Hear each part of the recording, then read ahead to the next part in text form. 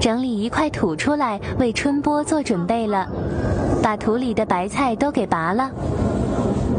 被虫吃得挺惨，不想用药的话，也只能忍了。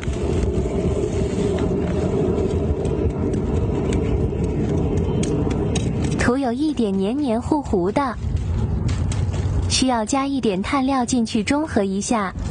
最近下雨，阴湿湿的，今天好不容易阳光明媚，动动手吧。成都的冬天真的太难熬了。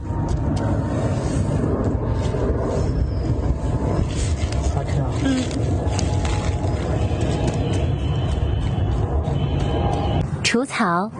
这帮不要吗？啊？我有盆的，就是要把土挖出来。多土。